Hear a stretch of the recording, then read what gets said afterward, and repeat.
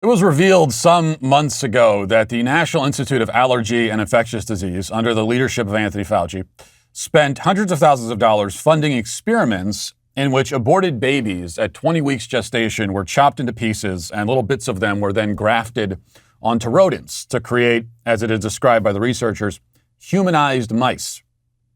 This really happened. The mice with baby scalps attached to them were monitored for weeks in an effort to learn more about infectious diseases and cancer and whatever else.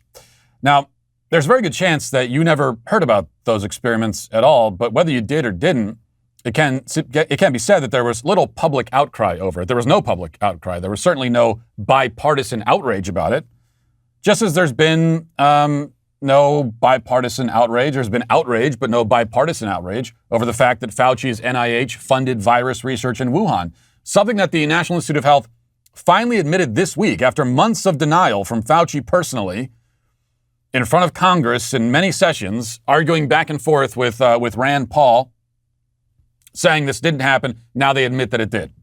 That's to say nothing of Fauci's incompetence, indifference, and political gamesmanship during the pandemic that his institution may partially be responsible for in the first place. I mean, overall, Fauci has shown an utterly callous disregard for human life and human suffering.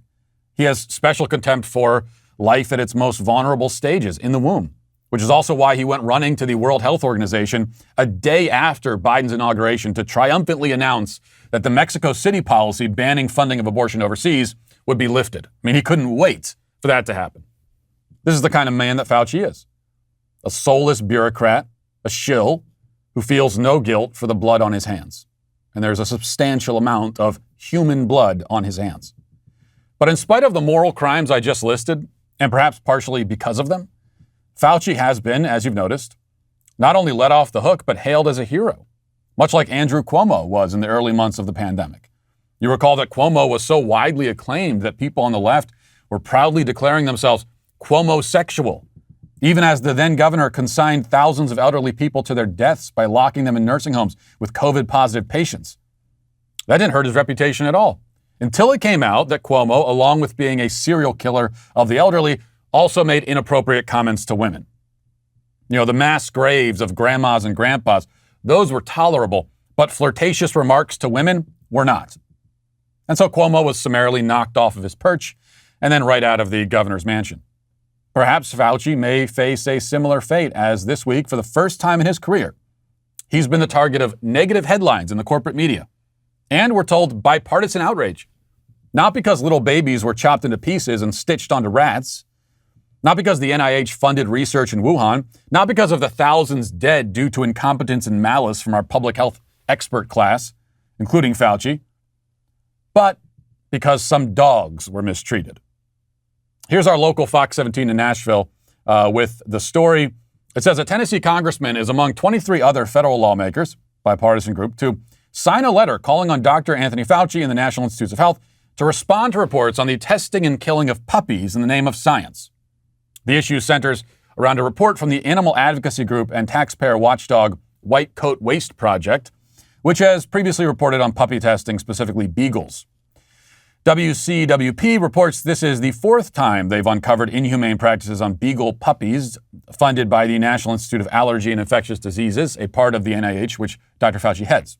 The report states that the NIAID spent $1.6 million in taxpayer funds to poison and debark 44 beagle puppies, force-feeding the puppies an experimental drug, cutting their vocal cords, and then killing and then dissecting them. The cutting of the vocal cords, known as debarking, is opposed by the Humane Society of the United States and the American Veterinary Medical Association, or a procedure that the WCWP calls painful and cruel, adding that their findings were a result of a Freedom of Information Act request, saying the studies on beagles were unnecessary as the drug being studied had already been extensively tested and confirmed on different animals. Okay, and PETA has, of course, come out strongly, as expected as well, even though PETA kills dogs all the time, so they shouldn't have an issue here. As mentioned, the lawmakers demanding answers from Fauci are bipartisan, marking the first time that the phrase bipartisan lawmakers and demand answers from Fauci can be used in a sentence together. In another first, there have been actual critical headlines about Fauci in mainstream news sites. And the criticism is warranted, of course.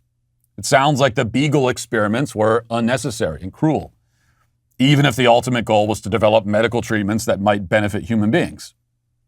I mean, I would rather, if you got to test this stuff, I'd rather it be tested on animals, not people. But even so, sounds like it was a very cruel and terrible experiment.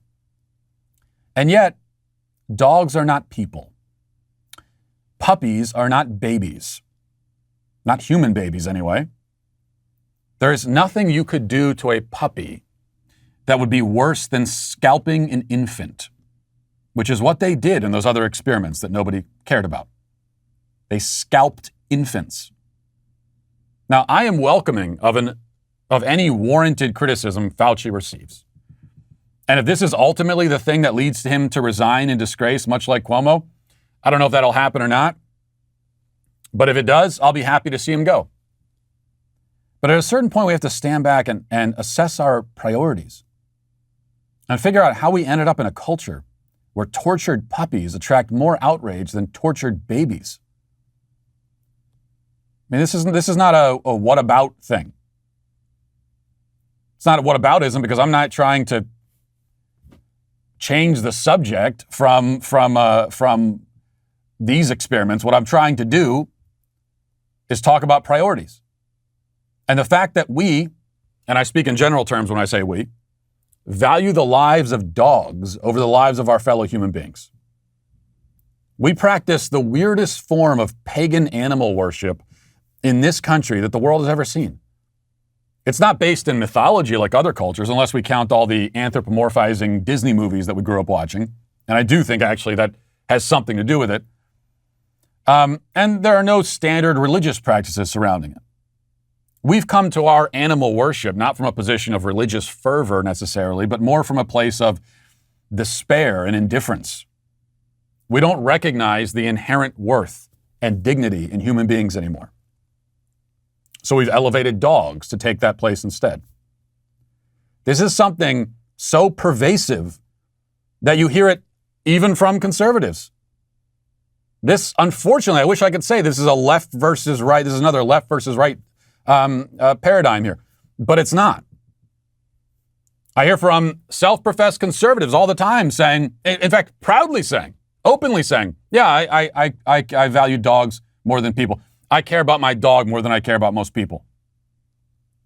And you're a conservative, saying that you value human life below dogs, and you think that you can qualify as a conservative. What exactly do you think you're conserving here? I thought one of the most fundamental things we're conserving is the dignity and moral worth of human life. And if you're putting dogs above people, then you're not conserving that. And you're not on my side. I don't know whose side you think you're on. And this is something we don't want to talk about. It's something nobody wants to talk about. I mean, I've been talking about it for years. There is something, and I know it's difficult for a lot of people because of our attachment to dogs. And no one is saying that we shouldn't have pet dogs as pets or we shouldn't care about our dogs. But if you notice something within yourself where you value the lives of dogs over people, then that is a deep sickness in your soul that you need to try to fix. Because we cannot have a society like this,